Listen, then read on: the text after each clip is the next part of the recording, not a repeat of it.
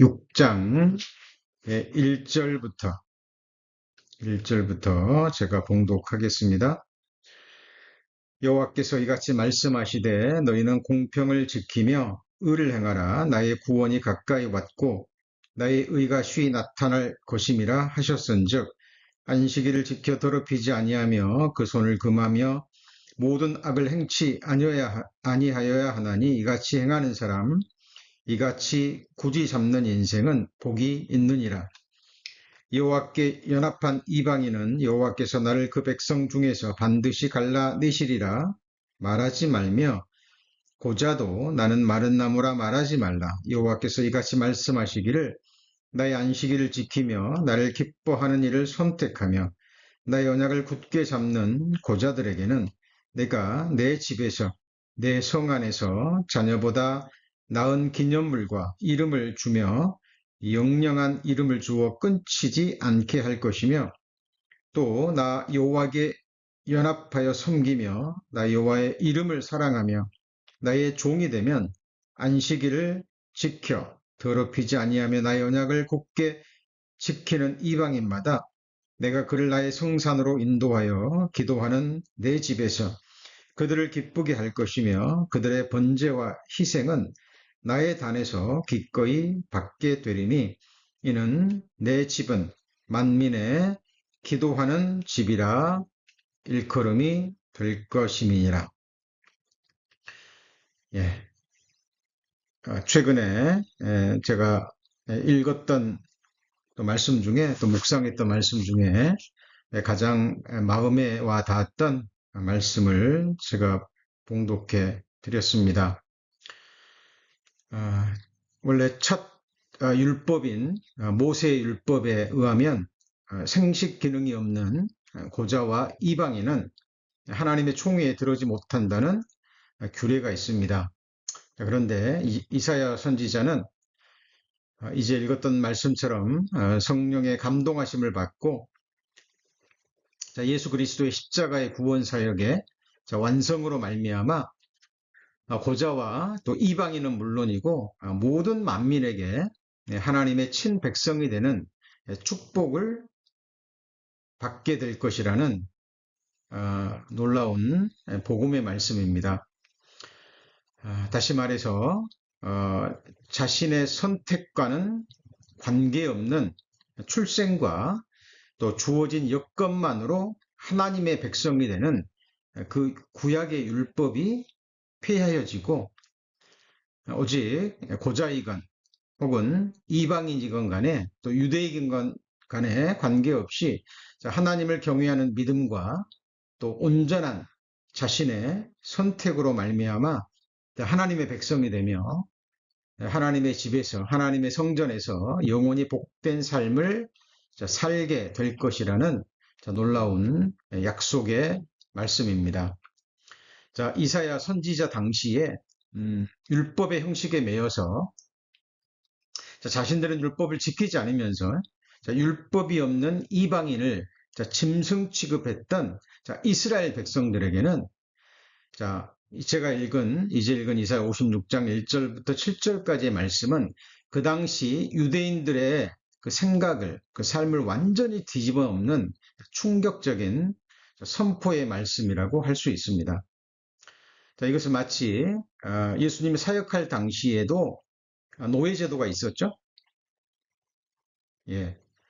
그 당시 노예는 마치 물건 취급을 받던 시기였습니다. 그리고 여자는 남자의 소유물 정도로 여겨지는 그런 시대적인 상황이었어요. 근데 예수님은 뭐라고 말씀하셨죠? 자유자나 종이나 남자나 여자나 그리스도 안에서 하나라고 말씀하셨죠. 우리 시대에 그런 말씀을 읽으면 별로 마음에 와 닿지 않지만 그 당시에 그 예수님의 그 말씀은 당시 사회의 고정관념을 완전히 무너뜨리는 놀라운 선포의 말씀입니다. 이제 읽은 이사야 56장 1절부터 7절까지의 말씀도 우리들에게는 마지막 시대를 살아가는 우리들에게는 별로 마음에 와 닿지 않지만 그 당시 이사야가 살아서 사역하던 시기에 이스라엘 백성들에게는 이것은 완전히 그 당시에 에, 사람들의 생각을 뒤집어 놓을 수 있는 충격적인 말씀이라고 할 수 있습니다. 자, 이것은 예수 그리스도의 십자가의 죽으심으로 또 완성한 복음의 능력으로 만민에게 동등하게 주어지는 하늘의 축복을 말씀하시는 부분입니다. 자, 그런데 여기서 오늘 제가 읽은 이사야 56장 1절로 7절까지 말씀에서 하나님의 축복을 받을 수 있는, 또 이 부분에서 하나님이 결론적으로 중요하게 여기시는 말씀이 무엇인지 우리는 발견할 수 있습니다. 발견하셨습니까? 자, 그건 뭐냐면, 바로 하나님께서 인생들에게 주신 자유의지로 말미암아 이루어지는 각 사람의 선택입니다. 거기 오늘 읽은 이사야 56장에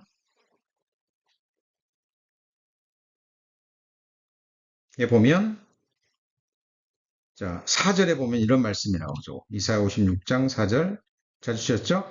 여호와께서 이같이 말씀하시기를 나의 안식일을 지키며, 한번 같이 읽어볼까요? 나를 기뻐하는 일을 선택하며 나의 언약을 굳게 잡는 고자들에게는 그랬는데, 여기서 특별히 나를 기뻐하는 일을 선택하며 그랬죠.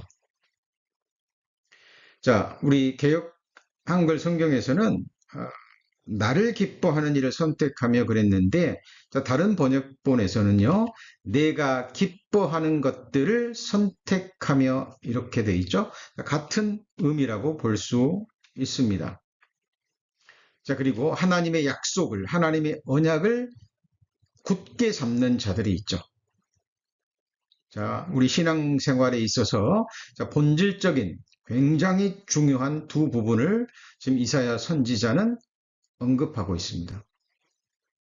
자, 그런 사람에게 하나님께서 하나님의 집으로, 하나님의 성산으로 인도하셔서 하나님께서 그들을 기쁘게 하시고 영영한 이름을 그들에게 주시겠다는 약속의 말씀입니다. 저는 과거에 하나님을 찾고 구하는 가운데 하나님의 은혜로 하나님을 만나고 구원함을 얻었습니다. 자, 그리고 내 평생, 그리고 영원토록 나를 창조해 주시고 나를 구원해 주신 하나님만을 나의 주로, 나의 영원한 왕으로 섬기며 예배하며 경배할 것을 저는 선택을 했습니다.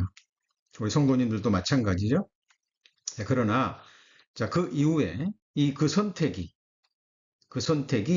나의 구체적인 삶 속에서 매일 순간순간 이루어지고 있는지, 그것을 제 개인적으로 돌아보는 시간이 되었습니다. 우리 성도님들도 그러실 때가 있죠. 성경을 읽고 묵상하시다 보면 왠지 모르게 그 어떤 부분에 마음이 가고, 그죠? 그 말씀에서 마음이 딱 멈추는 순간이 있죠. 그리고 그 순간에 하나님께서 주시는 영의 생각들이 있을 겁니다. 저도 최근에 성경을 읽다가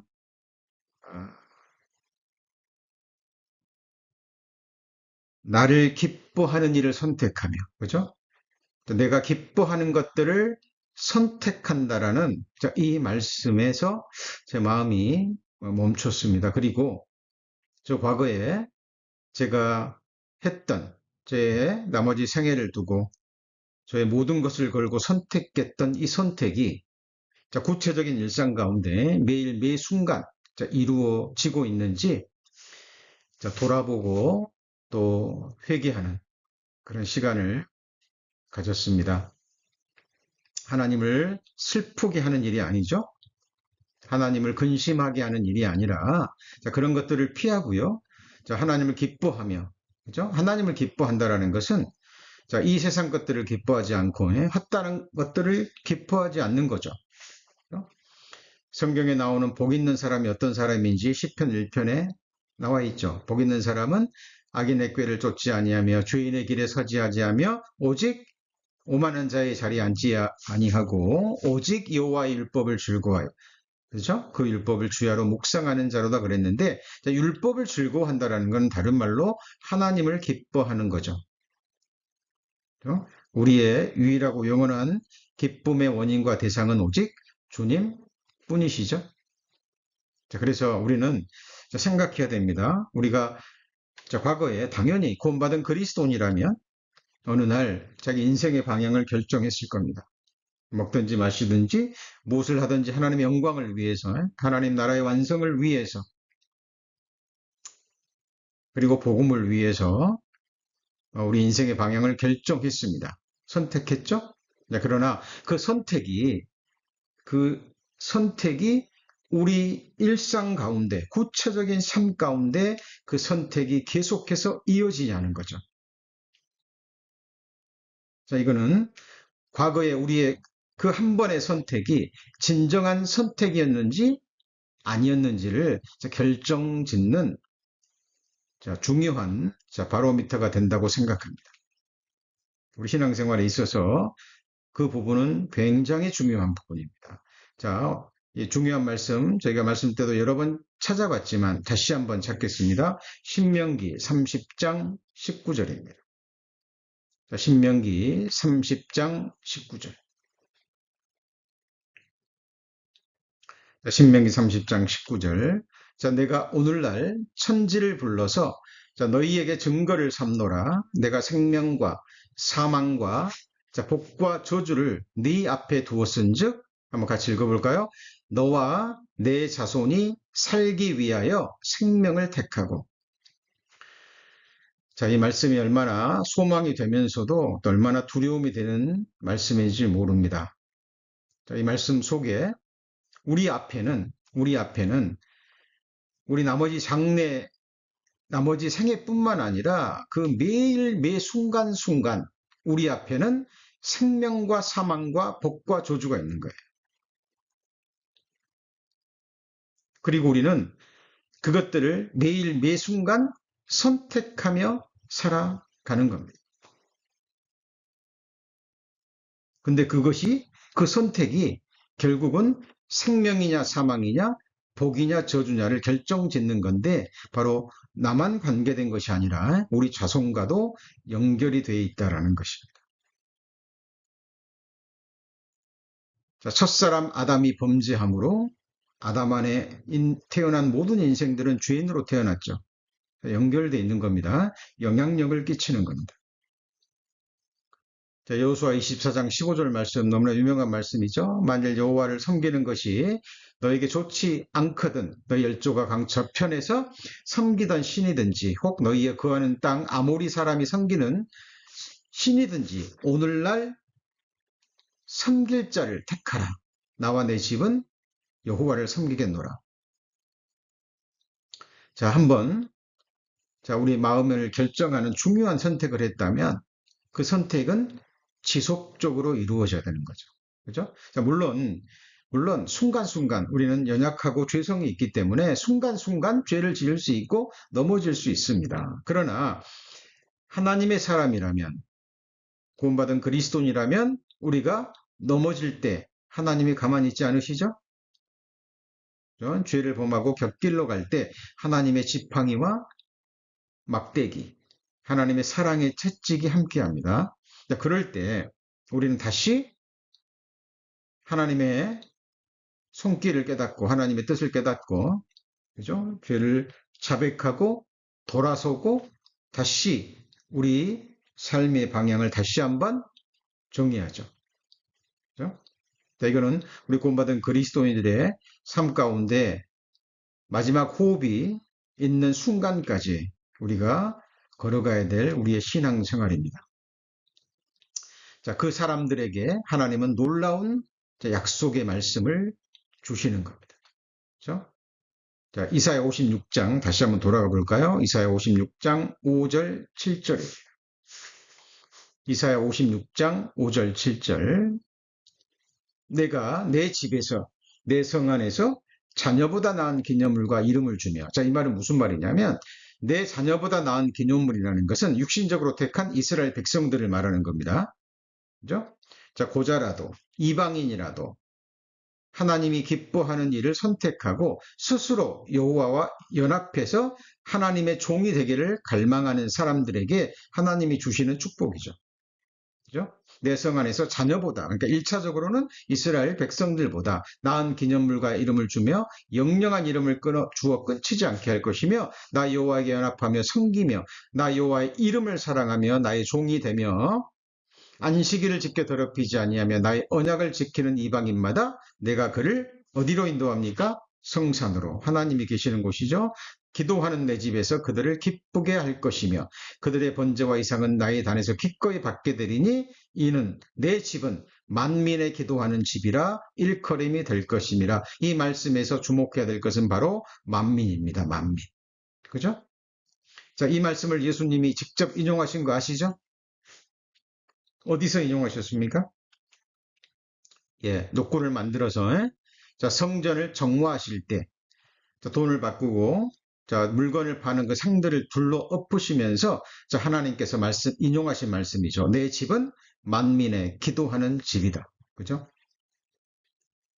자, 하나님은 자, 예수 그리스도의 십자가의 사역으로 말미암아 자, 만민에게 구원의 복을 주시기를 원하십니다. 거기서 중요한 것은 우리의 선택입니다. 그죠? 그리고 날마다 매 순간 늘 하나님이 기뻐하는 일을 선택하기를 갈망하면서 우리의 삶을 점검하면서 나아갈 때 우리는 결국 승리하는 삶을 또 하나님이 기뻐 받으시는 삶을 살게 될 것입니다. 자, 오늘은 시편 84편 강의 11번째 시간입니다. 자, 느헤미야의 성문과 신앙생활의 여정이라는 제목으로 네 번째 말씀을 배우는 시간인데요. 자, 느헤미야도 자, 생의 결정적인 순간에 자, 하나님을 기뻐하며 하나님이 기뻐하시는 것들을 선택한 사람입니다. 자, 그것 때문에 느헤미야서가 기록이 된 거죠. 자, 그리고 그가 어떤 선택을 함으로 하나님을 기쁘시게 하는 삶을 살았는지 느헤미야서는 전체적으로 우리에게 보여주고 있습니다. 자, 마지막 시대를 살아가는 우리 그리스도인들에게까지 이 느헤미야는 자, 말할 수 없는 교훈과 가르침과 자, 힘을 주고 있습니다. 자, 느헤미야는 자, 페르시아 왕 아닥사스다 왕의 술 맡은 관원장이었죠. 그러니까 절대 권세의 위치에 있는 사람이었습니다. 술 맡은 관원장 그러니까 뭐 술 따라주는 비서가 아니고요. 왕이 자기의 목숨을 의탁하는 사람입니다. 그렇죠? 왕이 시해를 당할 수 있으니까 술에 독이 들을 수 있으니까 자기 목숨을 맡길 수 있는 사람. 뭐 술 따라주는 일이야 뭐 어렵겠어요. 그죠?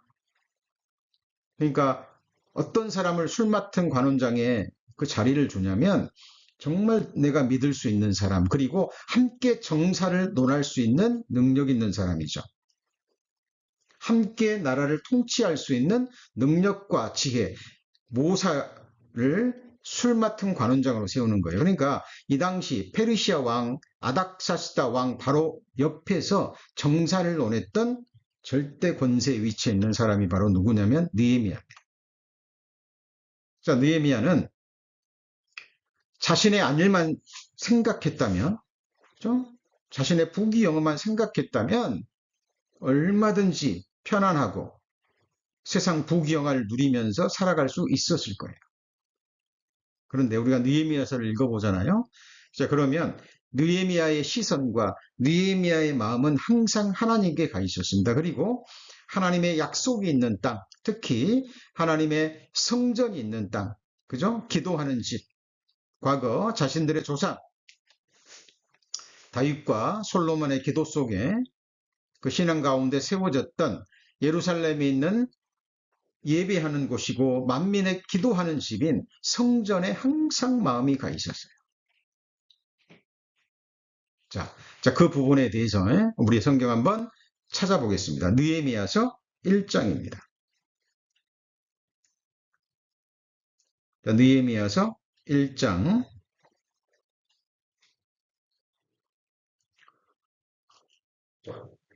구약성경 727페이지 느헤미야 1장 1절부터 읽습니다. 하갈의 아들 느헤미야의 말이라. 아닥사스다 왕 제20년 기슬루월에 내가 어디 있었어요? 수상궁에 있었습니다. 그러니까 왕의 궁에 있었던 거예요. 나의 한 형제 중 하나니가 두어 사람과 함께 유다에서 이르렀기로 내가 그 사로잡힘을 면하고 남아있는 유다 사람과 예루살렘 형편을 물었죠. 그죠? 관심이 있으니까. 자, 저희가 내게 이르되 사로잡힘을 면하고 남은 자가 그 도에 큰 환난을 만나고 능욕을 받으며 예루살렘 성은 회파되고 뭐가 소화되었죠? 성문이 불타 버렸습니다. 그 소식을 들은 느헤미야의 반응이 무엇입니까? 4절에 보시면 내가 이 말을 듣고 앉아서 뭐 했죠? 울었습니다. 그리고 수일 동안 슬퍼하고 하늘의 하나님 앞에 금식하고 뭐 했죠? 기도했습니다. 여러분, 이 딱 한 절의 말씀을 통해서 느헤미야가 어떤 사람인지 우리는 충분히 짐작하고도 남음이 있습니다. 자, 수상궁에서 왕의 술을 따라주면서 함께 페르시아 나라를 다스렸던 절대 권세의 자리에 있는 느헤미야가 자신의 부귀 영광, 자신의 삶은 관심이 없었죠. 그리고 약속의 땅 예루살렘, 하나님의 성전을 늘 마음에 두었습니다. 그리고 그 형제 중 한 사람이 예루살렘에 갔다 왔다는 소식을 듣자마자 불러서 그 소식을 물어봐요. 그렇죠?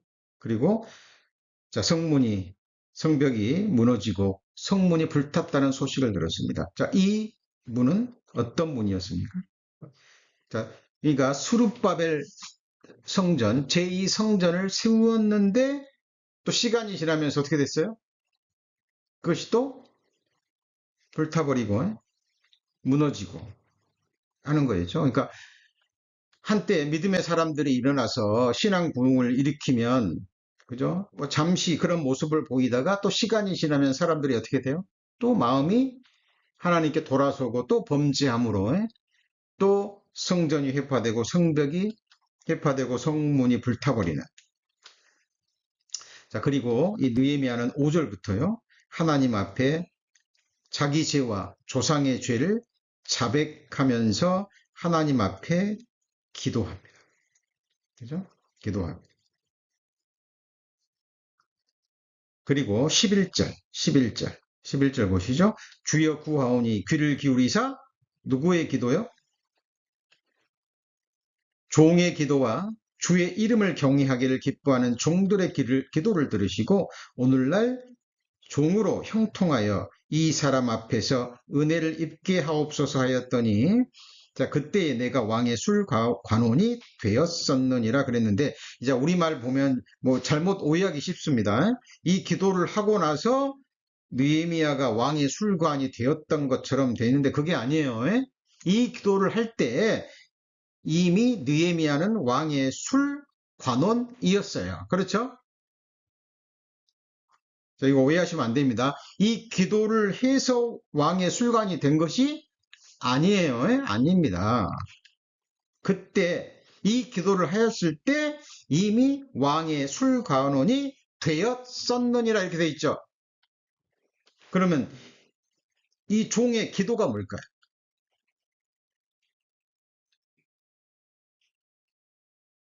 자, 그것이 바로 2장에 나옵니다. 2장에.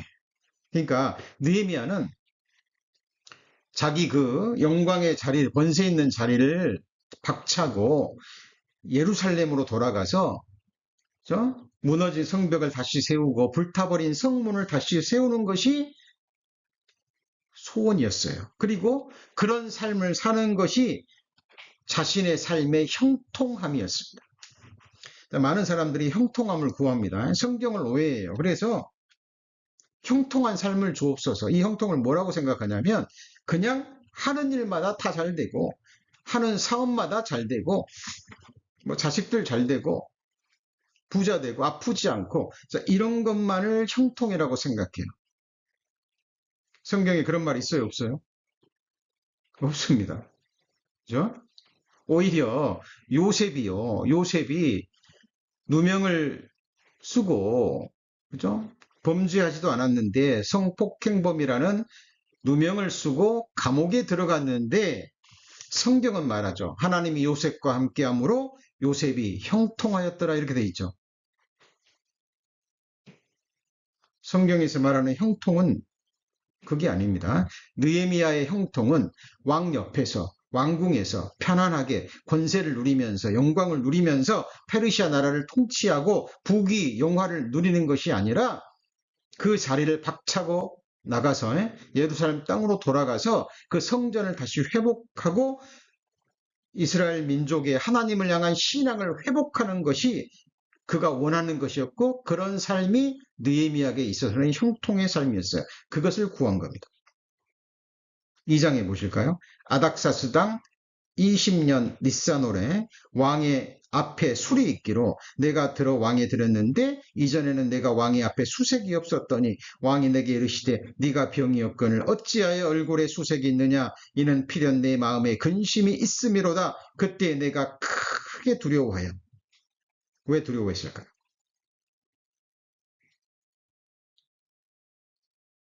자, 이 당시 왕은요, 이 페르시아 왕의 권세는 거의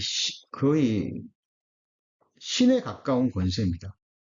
아무리 총애를 받는 사람이라 할지라도 왕 앞에서는 막 근심하는 모습, 염려하는 모습, 그런 모습을 보이면 안 되는 거죠. 그렇죠? 자, 그리고 지금 느헤미야의 근심하는 문제가 뭐 페르시아의 문제라든가, 그죠? 뭐 왕에게 유익이 되는, 왕에게 관련된 그런 문제가 아니잖아요. 아닥사스다 왕과는 전혀 관계없는 자기 민족의 성전이 벽이 무너지고 하는 아닥사스다 왕의 입장에서 보면 자기와는 거의 상관없는 내용이에요. 이미 망해버린 나라잖아요. 그죠? 주권이 잃어버린 나라고 이미 바벨론에 망했다가 이제 페르시아에 소속된 나라예요. 그러니까 느헤미야의 이런 소원이 오히려 왕의 심기를 건드릴 수 있는 문제도 될 수 있는 겁니다. 그러니까 크게 두려워하는 거예요. 자기가 죽는 그런 문제보다도, 그죠? 왕이 허락하지 않으면 어때요? 자기가 돌아가서 성전을 회복할 수 없는 거죠. 느헤미야의 마음을 읽으셔야 됩니다. 자, 그리고 3절에 보시죠. 자, 왕께 대답하여 왕은 만세수를 하옵소서. 나의 열조의 묘실이 있는 성읍이 이제까지 황무하고 뭐가 소화되었어요? 성문이 소화되었사오니 내가 어찌 얼굴에 수색이 없사오리까? 왕이 내게 이르시되 그러면 내가 무엇을 원하느냐 하시기로 내가 곧 하늘의 하나님께 뭐하고요? 목도하고 순간 기도죠. 자, 화살 기도라고도 합니다. 그래? 그러면 네가 원하는 게 뭐냐? 충성스러운 신한데 정말 능력 있고 지혜로운 자기 신한데 항상 자기 옆에 두고 싶겠죠. 그죠? 그런데 자기 민족의 그 성전이 무너지고 성문이 불타버렸다는 소식을 듣고 근심이 있다고 하니까 그럼 네가 원하는 게 뭐냐? 왕의 마음을 움직이는 분이 누구죠? 하나님입니다. 느헤미야는 알았던 거예요. 그래서 순간 기도합니다. 자, 그리고 5절 왕에게 고하되 왕이 만일 즐겨하시고 종이 왕의 목전에서 은혜를 얻었사오면 나를 유다 땅 나의 열조의 묘실에 있는 성읍에 보내어 그 성을 뭐하게 하라고요? 중건하게 하옵소서 하였는데 자기 원하는 것을 얘기합니다. 그죠? 대단하죠? 근데 왕후도 옆에 있었습니다. 왕후도. 자, 그리고 기한을 딱 정합니다.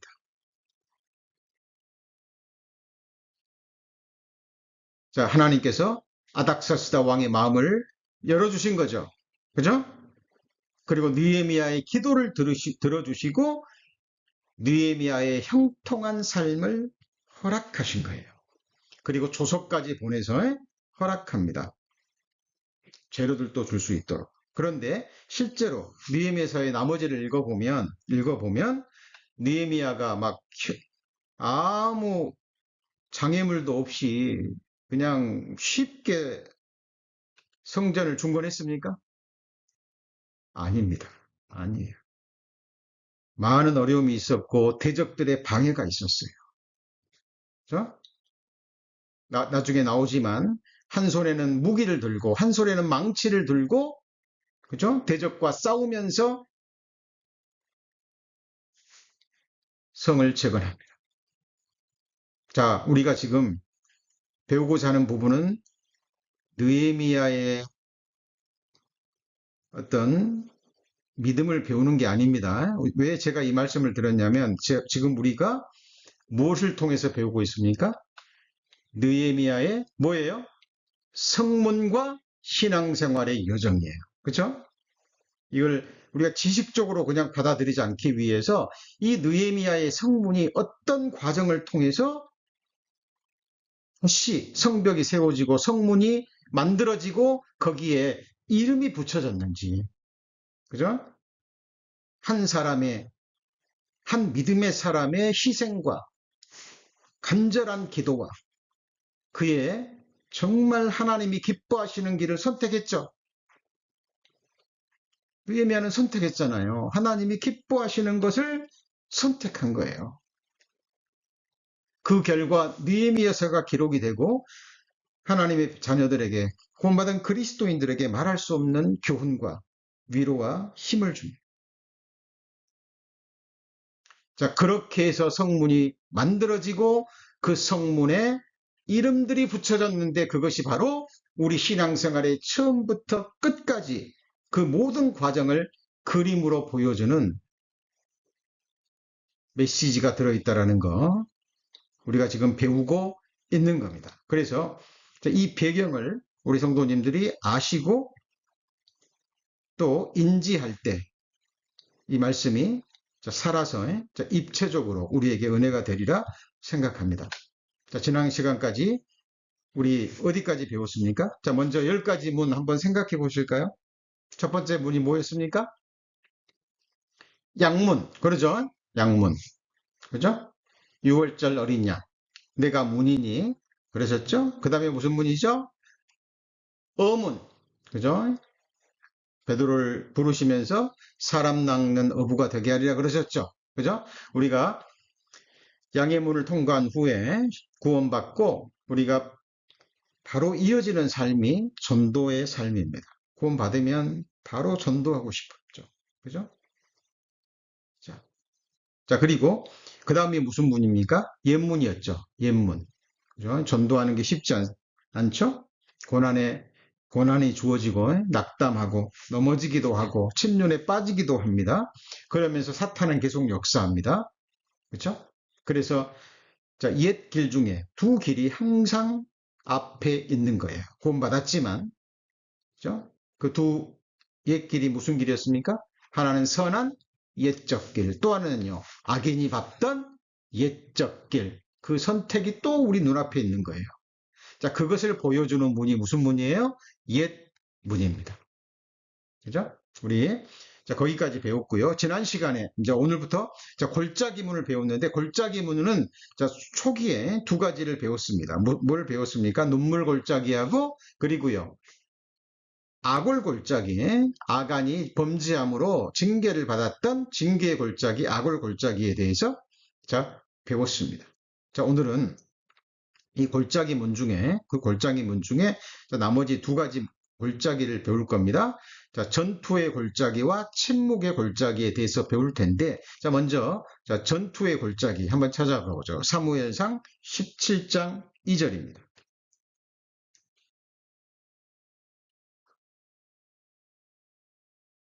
사무엘상 17장 2절입니다.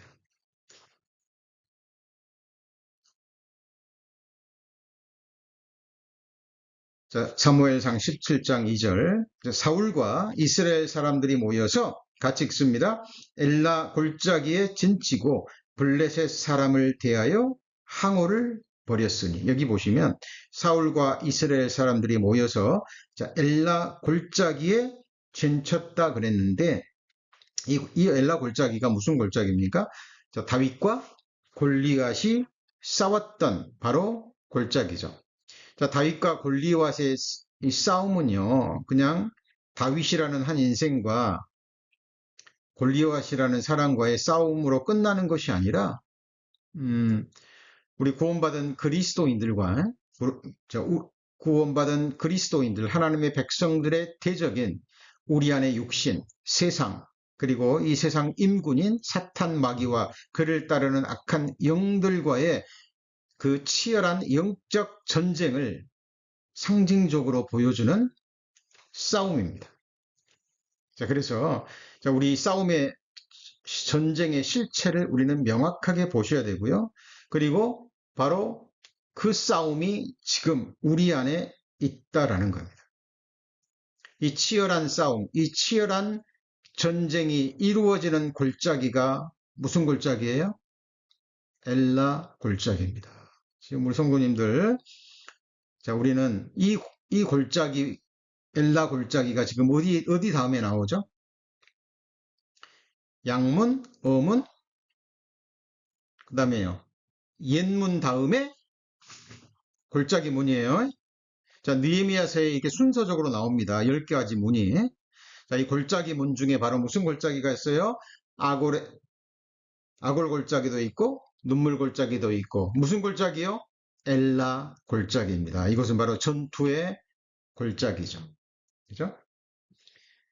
자, 이 다윗이요, 아버지의 심부름을 갔는데, 골리앗이라는 거인이 블레셋 장수가 하나님의 군대를 모욕하는 소리를 듣습니다. 그런데 사울왕을 비롯해서 자기 형들 그리고 이스라엘 군대들이요 벌벌 떨고 있어요. 골리앗이라는 이 장수가 거인이 하나님의 이름을 능욕하고 하나님의 군대를 모욕하는데 아무도 대항하지 못합니다. 왜 그랬을까요? 거대한 거인이었거든요. 그죠? 자, 그때 다윗이 물맷돌 5개를 들고요. 그죠?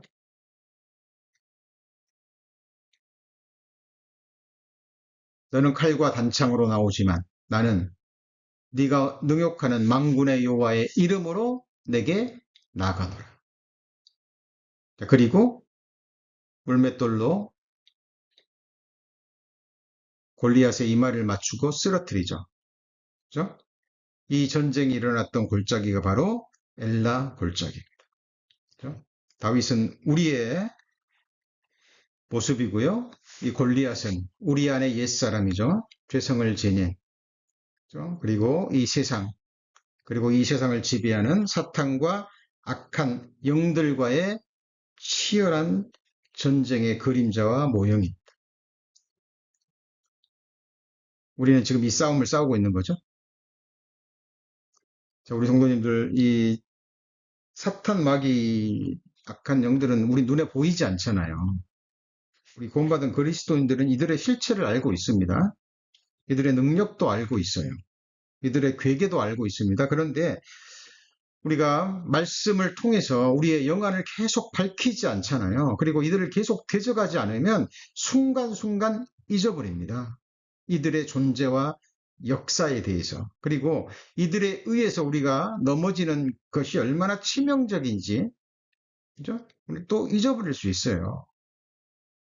구원받았다 할지라도 우리 안에 죄성이 있고 연약하기 때문에 우리는 그런 존재입니다. 그래서 하나님이 항상 깨어 기도하라 그랬잖아요.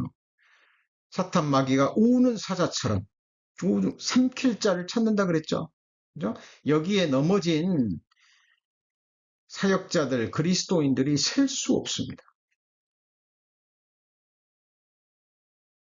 교회사를 보면 정말 위대한 부흥을 일으켰고 역사를 일으켰던 그 믿음의 사람들도요, 한순간 재물의 유혹에, 한순간 이성의 유혹에, 세상 권세에, 자기 영광에, 육신의 정욕에 넘어져서 비참하게 생애를 맞이하는 그 인물들이 얼마나 많은지 모릅니다.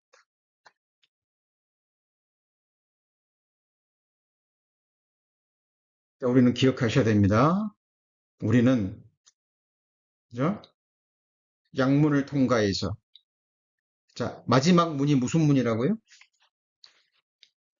혼믹, 혼믹kat이 무슨 문이에요? 자, 재판관의 문이라는 라틴어로, 그죠? 재판관의 문이라는 뜻도 있고, 자, 서류조사라는 뜻도 있다 그랬어요. 그러니까 우리 구원받은 그리스도인들이 그리스도의 심판대 앞에 서는 그 순간까지, 그죠? 우리가 통과해야 될 문이 있는 거예요. 어느 누구도 이 문을 지나칠 수 없어요. 그죠? 우리가 이 한밑간 문을 통과해서 새하늘과 새 땅으로 들어가는 거 아시죠?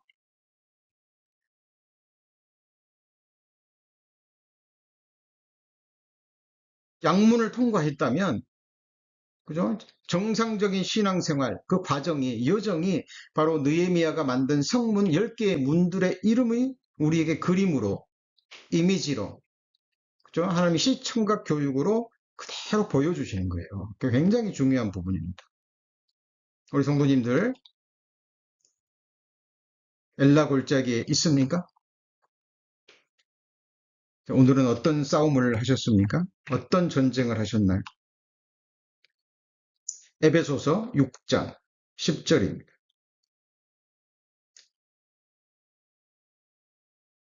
에베소서 6장 10절.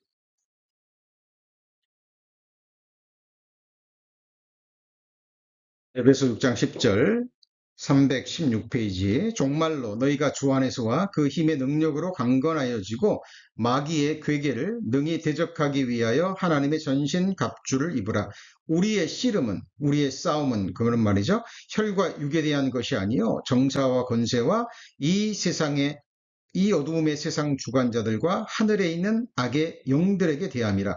그러므로 하나님의 전신갑주를 취하라. 이런 악한 날에 너희가 능히 대적하고 모든 일을 행한 후에 서기 위함이라. 어디에서요? 시온에서. 그죠? 각기 시온에서 하나님 앞에 서셔야죠. 나타나셔야 됩니다. 우리 성도님들 신앙생활의 마지막 표대가 어디입니까?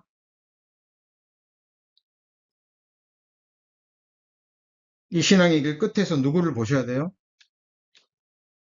주님 만나야 됩니다. 그리고 주님 앞에서 계산이 돼야 돼요.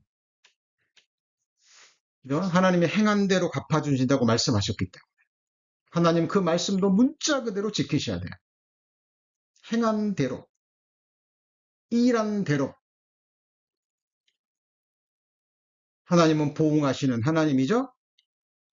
하나님은 공의의 하나님이시면서 또 공평의 하나님이시죠. 우리는 그리스도의 심판대 앞에서요, 이런저런 그리스도인들이 하나님 앞에 영광과 권세와 상금을 받을 때 아무도 입을 열지 못할 겁니다. 예수 그리스도의 좌우편에 누군가는 앉겠죠? 앉겠죠? 나머지 하나님의 백성들 중에 어느 누구도 불평, 불만을 얘기할 수 있을까요? 없을까요? 없을 겁니다. 왜요? 하나님은 정확하게 심판하셔서, 그죠?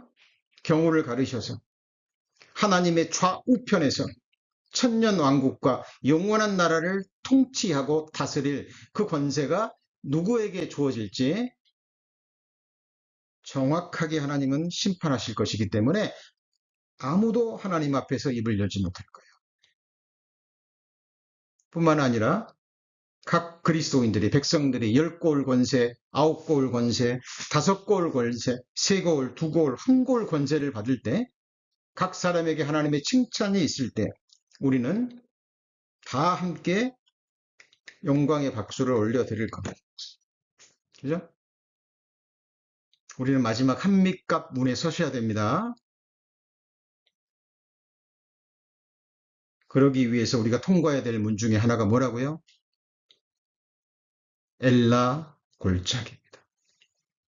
전투의 골짜기. 그죠?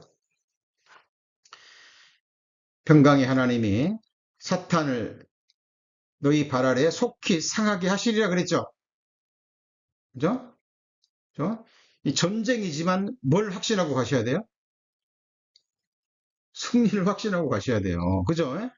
승리를 우리 민수기에 나와 있는 이스라엘 민족의 그 어리석은 행위를 보셨잖아요. 그죠? 나가서 싸워라.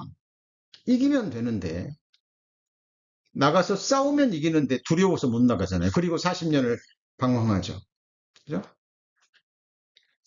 우리 역대하 20장에 나와 있는 남유다 네 번째 왕 여호사밧 이야기를 너무 잘 알고 있습니다. 모압과 암몬 족속이 마온 사람들과 함께 큰 무리를 이루어서 공격을 해올 때 여호사밧은 정확하게 알았습니다.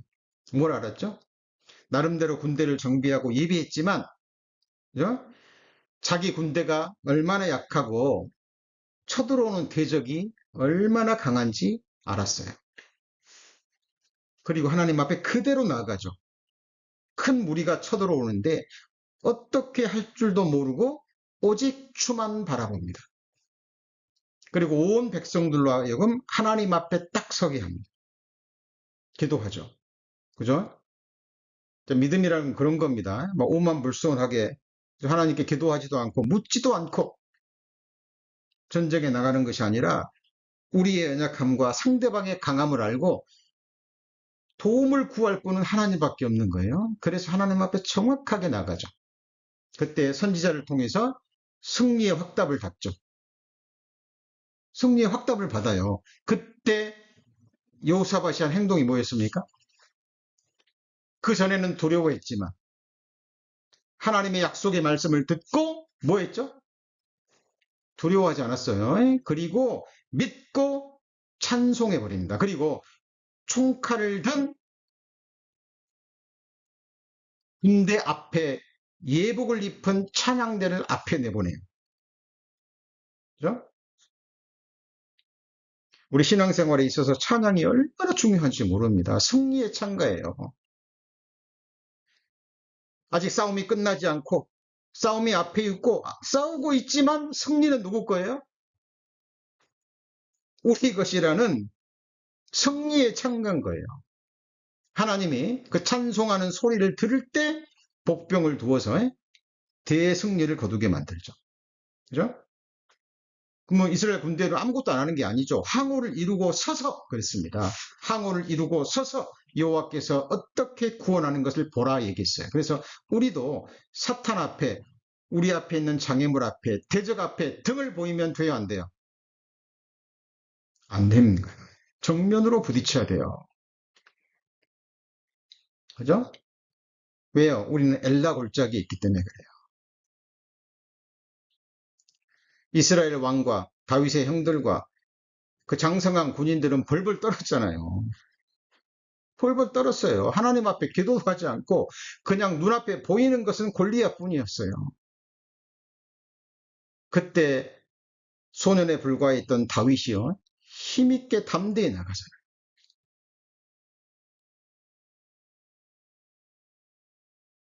많은 사람들이 눈에 보이는 환경, 역경, 거기에 마음 뺏겨버리죠. 그죠? 형편을 보고, 규모를 보고, 시스템을 보고, 그죠? 외모를 보고. 여러분, 우리는 정말 성경을 바르게 배우고, 우리 신앙생활이 무엇인지 정확하게 알고, 하나님이 정하신 그 스텝을 어기지 않고 밟아가셔야 돼요. 그것을 보여주는 것이 지금 느헤미야의 성문이에요. 거기에 우리의 신앙생활이 있는 겁니다. 여호와는 용사시요 그랬죠. 그죠? 여호와는 용사십니다. 그리고 우리 성도님들은 그리스도의 군사로 부름 받으셨습니까? 예, 우리는 그리스도의 군사들입니다. 우리 성도님들의 가정이 전쟁터예요. 교회에서, 교회 뭐 눈에 보이는 봉사만이 교회 일이 아니라는 거 아시죠? 아닙니다. 가정에서 남편으로서, 아내로서, 자녀로서, 또 직장에서 주어진 일에 하나님의 영광을 위해서 사람에게 하듯 하지 않고 좁게 하듯, 왜 주어진 그 위치가 죄를 짓는 위치가 아니라면 그곳에서 성실하게 주어진 일에 성실한 할 때 우리는 그 삶의 현장이 곧 전쟁터인 거예요. 여러분 요셉의 생애를 보세요. 요셉의 생애. 요셉이 종노릇 할 때 뭐 원망했습니까? 불평했나요? 자기가 받은 꿈과는 전혀 상관없는 일을 하고 있어요. 근데 거기서 원망하고 불평하지 않고요. 주어진 위치에서 최선을 다합니다. 감옥에 갇혔을 때도 얼마나 억울하겠어요. 그런데 그 감옥에서 자기에게 주어진 일을 성실하게 합니다. 모세도 40년 동안 쓰임 받기 전에, 그죠? 모세를 변화시킨 것은 40년 동안 최고의 애굽의 학문과 무술을 익혀서 된 것이 아니었죠? 살인자로 누명 써서, 살인자로 쫓겨가지고 미디안 광야에서 장인 이드로의 그 양들, 더러운 양들을 40년 동안 치면서 모세는 하나님이 원하시는 성품으로 변화됩니다. 많은 사람들이 성경을 모르기 때문에요. 막 눈에 보이는 큰 일을 하려고 그래요. 구원받지도 않은 사람이 하나님이 보내지도 않았는데, 그죠? 복음도 깨닫지 못하면서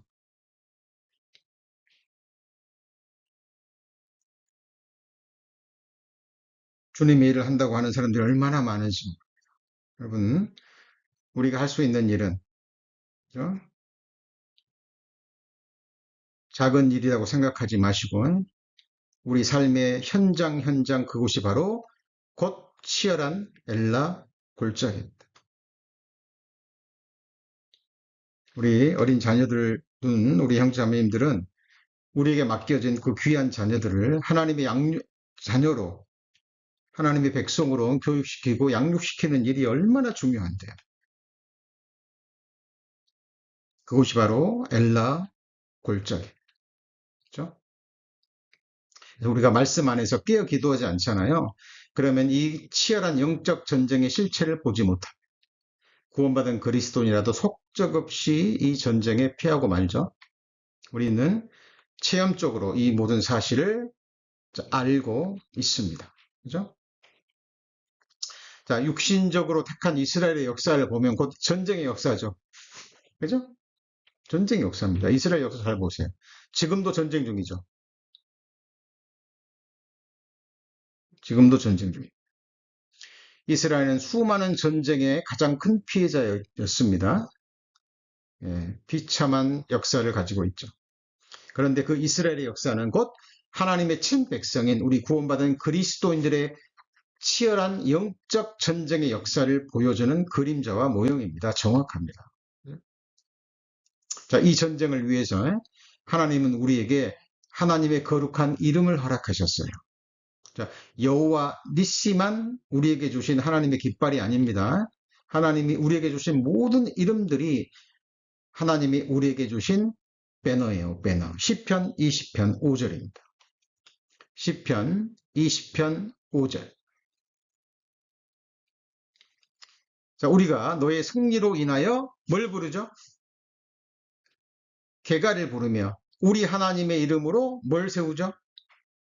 우리 길을 세우리니 그랬는데, 자, 영어 성경에 보면 자, In the name of our Lord, we will set up our banners. 자, 복수로 되어 있습니다.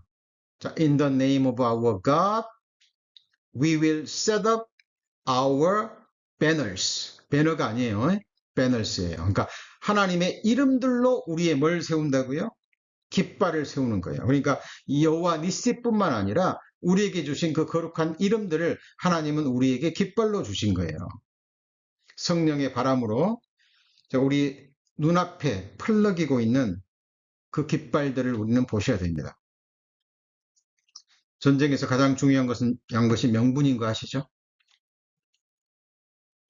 고대 전쟁에서 싸움의 승패, 자기들이 이기고 있는지 지고 있는지 뭘 본다고요? 배너를 보는 겁니다. 배너. 그러니까 고대 전쟁에서는 깃발을 들고 있는 사람을 가장 많이 공격한다 그러죠. 그죠? 자, 우리의 깃발, 우리에게 주신 하나님의 이름의 깃발은 결코 무너지지 않습니다. 문제는 우리의 믿음입니다. 우리의 믿음이에요. 자, 우리 성도님들, 우리는 지금 무슨 골짜기에 있습니까? 골짜기 중에서도 골짜기 문에서 엘라 골짜기 기억하셔야 됩니다. 자, 그리고 자, 우리가 하나님 앞에 불순종하고 우리가 믿음으로 행하지 않을 때, 자, 하나님이 우리에게 한순간, 얼마 동안 침묵하기도 하십니다. 이 골짜기가 무슨 골짜기일까요? 침묵의 골짜기입니다. 하나님이 얼굴을 가리워 버리시는 거예요. 그죠? 하나님이 말씀을 주지 않는 겁니다. 시편 83편 1절입니다. 시편 83편 1절.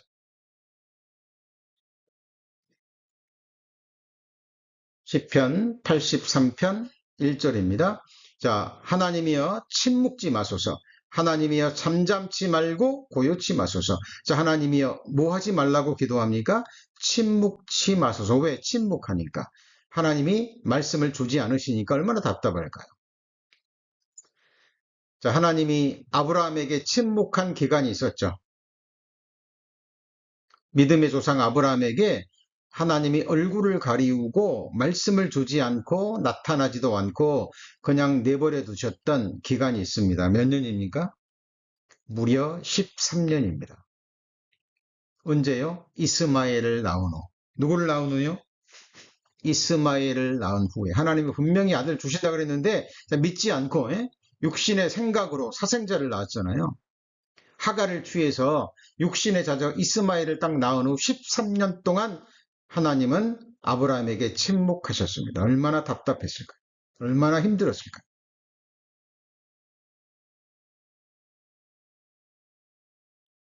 아브라함이 낳은 후 13년 동안 아브라함의 역사는 우리는 알 수 없습니다. 왜? 성경에 전혀 기록하고 있잖아요.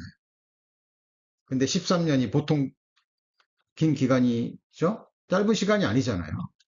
우리 성도님들 생각해 보세요. 구원받은 그리스도인인데 13년 동안 하나님이 말씀을 안 주세요. 말씀을 안 주신다는 게 뭐냐면 말씀을 읽어도 깨달음이 없고 기쁨도 없고 그죠? 뭐 말씀 보고 싶은 생각도 없고 뭐 감동도 없고 깨달음도 없고 말씀의 유익과 축복도 누리지 못하고 그런 시간들이 13년이라고 생각해 보세요. 자, 아브라함이 하갈을 취해서 이스마엘을 얻은 이 죄가 큰 죄라는 것을 보여주십시오. 그죠? 그러나 어쩌면 다시 하나님이 아브라함에게 나타나셨을 때, 그죠? 그리고 또 말씀을 주셨을 때 아브라함은 얼마나 기뻤을까요?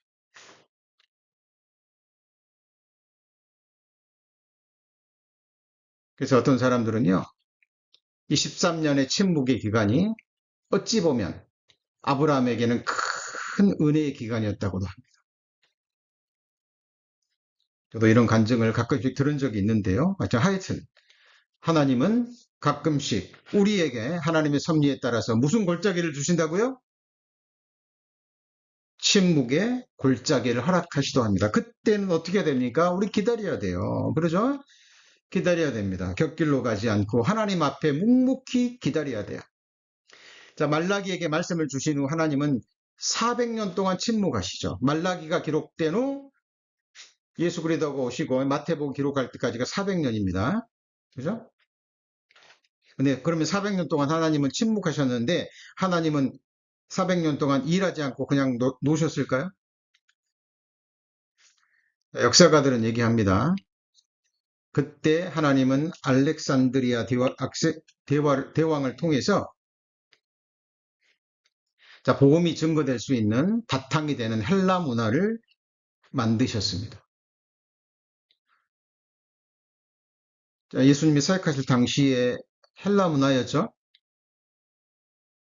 그죠? 헬라 문화였습니다. 알렉산드로가 만든 그 여건이 바로 복음이 전해질 수 있는, 복음이 세계로 퍼져나갈 수 있는 기초를 만들었던 기관이었죠. 학자들이 그렇게 이야기하기도 합니다. 자, 오늘 느헤미야 성문과 신앙생활의 예정 네 번째 시간으로, 자, 오늘은 무슨 문까지 배웠습니까? 골짜기 문까지 배웠죠? 골짜기 문에 무슨 문이 있다고요? 아골 골짜기, 징계 골짜기, 눈물의 골짜기, 그리고요. 전투의 골짜기, 엘라 골짜기, 그리고 무슨 골짜기요? 침묵의 골짜기입니다. 자, 구원받은 그리스도인이라면 정도의 차이는 있지만 이 문을 반드시 통과하게 될 겁니다. 자, 다음 시간 이어서 골짜기 문 다음에가 분문이죠, 분문. 분문이 뭐예요? 하수 처리하는 문이죠. 자, 분문과 샘문과 수문에 대해서 이어서 공부하시겠습니다. 기도하시겠습니다. 하나님, 저희들 시편을 배워가고 있습니다. 느헤미야의 기도를 통해서, 느헤미야의 그 거룩한 선택을 통해서 다시 회복된 성전과 다시 세운 성문들을 통해서 우리 신앙생활의 여정을 돌아보고 있습니다. 하나님, 말씀은 1.1핵도 빗나가지 않고 우리 마음과 삶 가운데 그대로 성취된다는 이 분명한 사실 한순간도 잊지 않기를 원합니다. 말씀의 씨앗들이 길가에 떨어지지 않고 돌짝밭에 가시덤불에 떨어지지 않고 옥토와 같은 우리 마음에 깊이 심기어져서 반드시 하나님이 기뻐 받으신 열매로 맺혀져서 하나님께 드려지기를 간절히 원하고 바랍니다. 오늘 함께 해주신 주님께 모든 감사를 드리며 우리 구주 예수 그리스도의 이름으로 기도합니다. 아멘.